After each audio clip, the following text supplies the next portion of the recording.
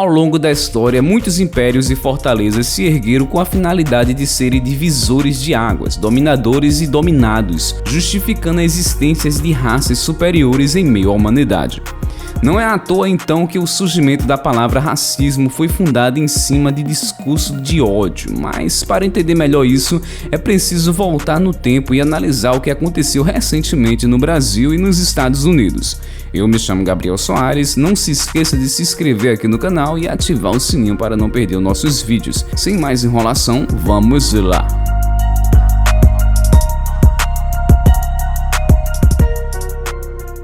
Racismo é o preconceito e a discriminação social, fundada na ideia de que existem raças superiores. Mas como assim se somos todos potencialmente iguais no quesito força?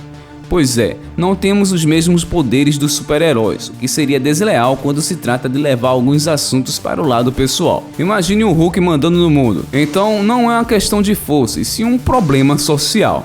Para a comunidade científica, o assunto é tratado de forma cultural. Médicos e antropólogos ainda do século XIX analisaram que os crânios de alguns líderes, imperadores e reis chegavam a ser maiores do que os das pessoas normais, o que consequentemente levou a crer que a massa cerebral também era maior, mostrando que a teoria de Charles Darwin sobre a seleção natural e a evolução das espécies se aplica ao problema de supremacia racial. Pois a ideia de que alguns seres humanos são capazes de ter a maior chance em meio às demais etnias se tornou meio que um padrão a ser seguido, levando a sociedade a crer que o conceito de beleza está na cor e nos traços de alguém. Entre a Primeira e a Segunda Guerra Mundial, especificamente no ano de 1930, o termo racismo ficou no lugar do antigo racialismo, que era praticado por Hitler e seus seguidores num sonho de criar uma raça pura, caracterizada pela cor dos olhos, da pele e estatura física. Um verdadeiro ranço que condenou milhares de judeus à morte, que mais tarde viria a fazer parte das próximas gerações.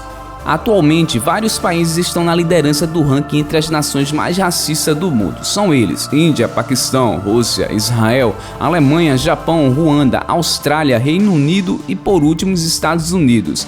Mas o Brasil, mesmo não fazendo parte dessa lista, se sobressai também devido a uma série de acontecimentos que envolvem jovens de baixa renda e negros. Recentemente, os principais jornais do Brasil e redes sociais voltaram os olhares para dois fatos que repercutiu de forma negativa, discriminatória e racista. O motoboy Matheus Pires, que fazia entrega no condomínio de luxo na Grande São Paulo, foi agredido com palavras discriminatórias por um morador que solicitou o serviço de delivery. No Brasil, o crime de discriminação e preconceito de raça é inafiançável e pode levar de 2 a 5 anos de reclusão, como está prescrito na lei de número 7.716, conhecida também como CAO, criada em 1989 pelo então presidente da época, José Sarney. A lei define bem os crimes de discriminação e de preconceito contra a cor da pele e religião. Em meio a esses conflitos, a ONU decretou que o dia 21 de março seria o Dia Internacional para a Eliminação da Discriminação Racial. Um outro fato também causou revolta na sociedade, foi o caso do jovem que foi comprar no shopping da cidade um relógio no valor de R$300 para presentear o pai.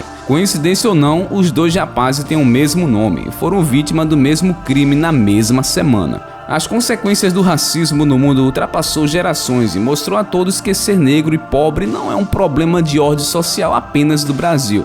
Nos Estados Unidos, o então vendedor de moambas, Eric Garner, foi vítima de sufocamento por um policial, e também não foi diferente com o ex-presidiário George Floyd, vítima também de sufocamento. Uma onda de insatisfação e revolta atingiu a população, gerando com isso uma série de protestos e quebra-quebras. A intolerância às práticas anti-imigração e o nacionalismo branco levaram os negros americanos a se rebelarem. E com o fim da Guerra Civil em 1865, o líder negro Martin Luther King se tornou um marco na história do apartheid, se tornando um símbolo da luta contra alguns grupos religiosos, e principalmente a Ku Klux Klan, que era formada de combatentes brancos. Essa seita se espalhou por todo o território americano, e por longas décadas, homens, mulheres e crianças negras viveram dias de terror. Mais uma página virada da história de um país que coleciona casos de tortura e morte acometido contra negros. Foi assim na terra do Tio Sam, e não foi diferente em outras partes do mundo. Na África do Sul, o líder Nelson Mandela lutou também contra o separatismo entre negros e brancos, tornando-se o pai da luta contra o apartheid. Visto que a segregação racial ainda faz parte de alguns países, se torna impossível acreditar no Estado de Direito, cujo próprio país se diz democrático.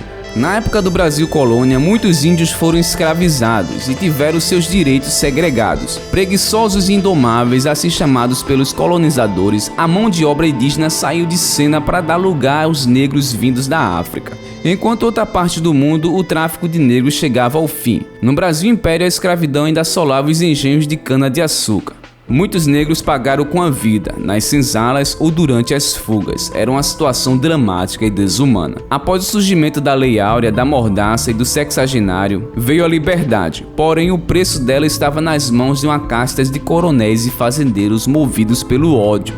Perseguido pela sociedade da época e sem emprego, muitos se renderam ao trabalho escravo, em troca de um prato de comida. Realidade que não só os acompanhou durante décadas, mas sim a todos nós até os dias de hoje. Muito triste, não é mesmo? Mas antes de ir embora, não se esqueça de deixar o seu comentário e seu joinha no final do vídeo. Valeu, galerinha, até mais.